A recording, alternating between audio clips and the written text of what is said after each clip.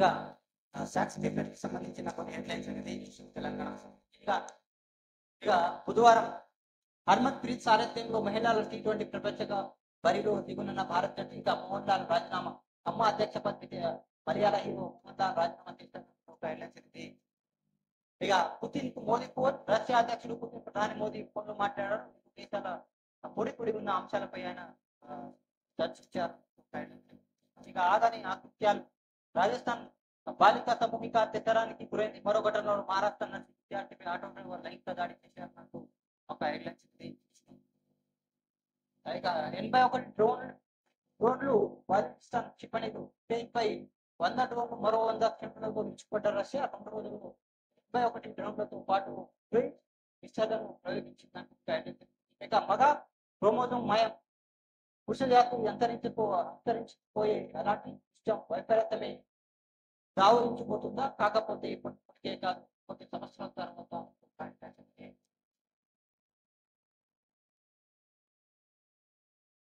PCC పీఠంపై Jay Shah, అంతర్జాతీయ cricket council ICC కొత్త chairman గా భారత క్రికెట్ నియంత్రణ మండలి BCCI కార్యదర్శి కేంద్ర హోంశాఖ మంత్రి అమిత్ షా తనయుడు జైషా ఏకగ్రీవమైన ఈ ఏడాది డిసెంబర్ 1న ఆయన పదవి బాధ్యతలు స్వీకరిస్తున్నారు. ఇక ఈయన మొదటి పర్సన్ ఎవరైతే క్రికెట్ ఆడకుండా ICC చైర్మన్. ఇక బెయిల్పై విడుదలైన కవిత, కేసీఆర్ పెట్టాను తప్పు చేయాలి.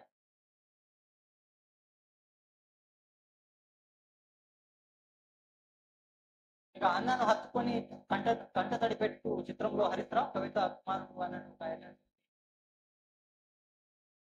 ఎమ్మెల్సీ కవిత భాగవతం, 5.5 నెలలుగా నన్ను అక్రమంగా జైల్లో పెట్టారు. అలా చేసిన వారికి వడ్డీతో సహా సమాధానం చెప్తా అతని దానిని నన్ను జగమోడి దానిని చేశారు అని వ్యాఖ్యానించారు.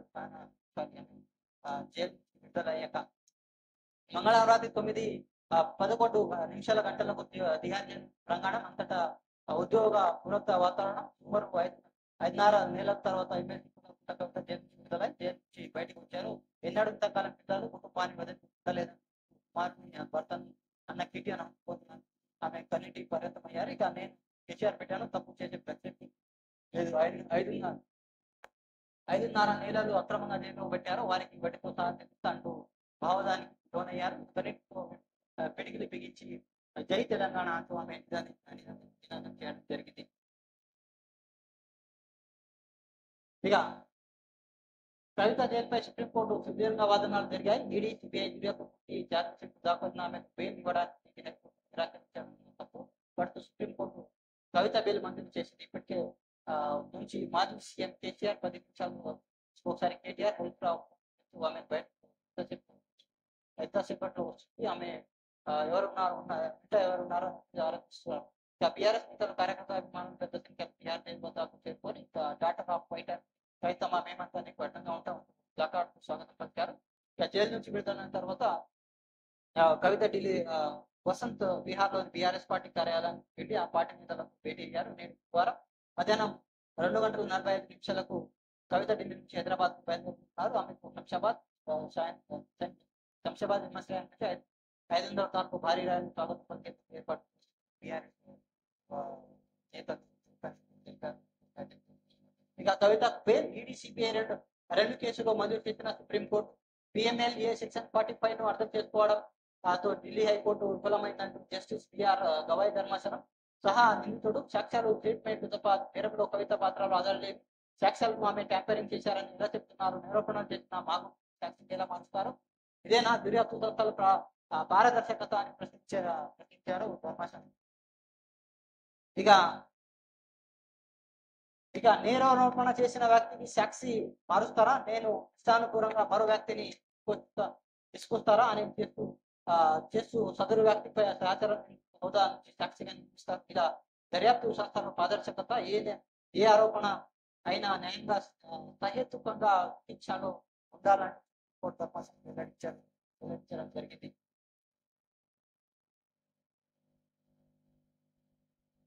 ఇక బీఆర్ఎస్ విలీనమే మిగిలింది. కవితకు బెయిల్పై కాంగ్రెస్ ఎద్దేవా చేశారు. ఇక ఈమెయిల్ బీఆర్ఎస్ కాంగ్రెస్ సమిష్టి విజయం. నెక్స్ట్ లో కేంద్ర మంత్రి బండి సంజయ్ చేయడం జరిగింది. ఇక తర్వాత బండి సంజయ్ వ్యాఖ్యలను కోర్టు ధిక్కారం, కేటీఆర్ సుప్రీంకోర్టు ఉద్దేశాలను ఆపొద్దంటూ కేటీఆర్ అనేది చేయడం జరిగింది.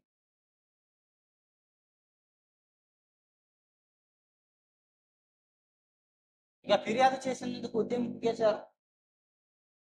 ఈమె పేరు రేణుక, మేడ్చల్ జిల్లాకు చెందిన ఆమె హైదరాబాద్ నాచారం ఎస్ఐ ఆసుపత్రిలో సెక్యూరిటీ గార్డ్ గా పనిచేస్తున్నారు. ఆమెతో పాటు ఆసుపత్రిలో పనిచేస్తున్న అవుట్సోర్సింగ్ వెంటనే వేసేసి కోత పడుతుంది. 15,000 వాళ్ళు 10,000 మాత్రమే ఇస్తామని గతంలో ఉన్నతాధికారులు ఫిర్యాదు చేశారు. తన నుంచి స్పందన రాకూడదు. ఇటు రేణుక వచ్చి ప్రజావాణి ఫిర్యాదు చేశారు. ఇది దీంతో రేణుక మంగళవారం ప్రజాభవన్ వచ్చాక ఆవేదన వ్యక్తం చేశారు. ఏజెన్సీ అక్రమాలను అరికట్టాలని వేడుకున్న రామి తిరిగి ఉద్యోగం తెచ్చుకుంటారా, ప్రభుత్వం చేస్తున్న చర్చ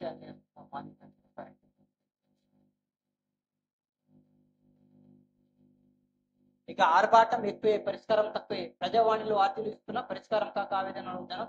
దరఖాస్తులు స్వీకరణకు అధికార యంత్రాంగం పరిమితం.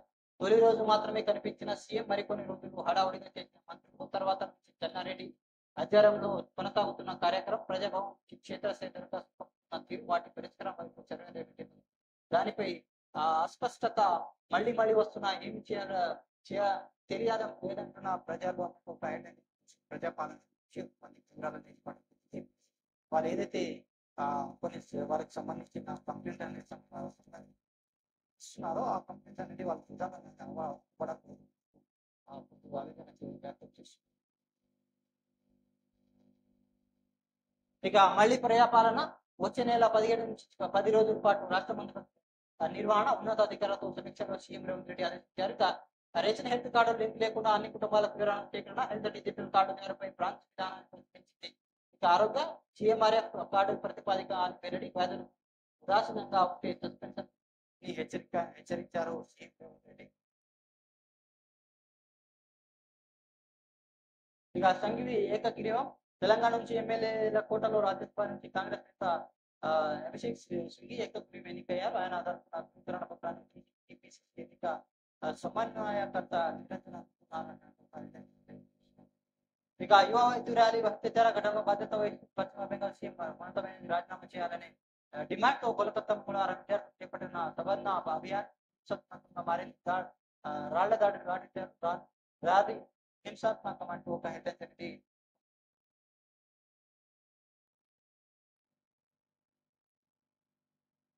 ఇక రాష్ట్ర గవర్నర్ జిష్ణుదేవ్ వర్మ మంగళవారం యాదాద్రి స్వామిని దర్శించుకున్నారు. అనంతరం ఉమ్మడి వరంగల్ జిల్లాలో పర్యటించారు. ఇక బుల్కాపూర్ నాలా మాయ, జాన్వాడ సందర్శించిన రెవెన్యూ ఇరిగేషన్ అధికారులు నాలా పరిస్థితి కబ్జా తీరు పరిశీలన, నాలపై ప్రహారీ ప్రధాన గేటు ఉన్నట్టు గతంతో గుర్తింపు అన్నట్టు ఒక హెచ్చరిక. ఇక పేసర ప్రభాకర్ రెడ్డి ఖమ్మం జిల్లా, సంపత్ కుమార్ రాజన్న సిరిసిల్ల, ఇద్దరు రాష్ట్ర ఉపాధ్యాయులకు జాతీయ పురస్కారాలు. తాడూరు సంపత్ కుమార్, పేసర ప్రభాకర్ రెడ్డి వివరించిన అవార్డును ఏపీ నుంచి ఇద్దరు ఉపాధ్యాయులు కూడా దేశవ్యాప్తంగా 50 మంది ఎంపిక. సెప్టెంబర్ 5న ఢిల్లీలో పురస్కారాలు ప్రధానం. ప్రశంస పత్రం, వెండి పథకం, 50,000 నగదు బహుమతి అన్నట్టు ఒక హెచ్చరిక. ఇక బేగం బజార్ గజం ధర రూపాయలు 10 లక్షలు. తాజాగా 10 కోట్లు పెరిగిన పలికిన 101 గజ స్థలం. రాష్ట్రంలో అత్యంత ఖరీదైన ప్రాంతంతో గుర్తింపు. తెలుగు రాష్ట్రంలో హోల్సేల్ మార్కెట్ కేరాపట్ల దుకాణాలకు అవసరమైన స్థలం ఉత్తరాది వ్యాపారులు అన్నట్టు ఒక వ్యాపారుల పోటీ అన్నట్టు ఒక హెడ్లైన్స్ అనేది ఇది ట్యాక్స్ సంబంధించిన కొన్ని హెడ్లైన్స్ అనేది చూసుకుంటే Telangana tax. So please subscribe my channel. Thanks for watching RFS. Thanks for your support.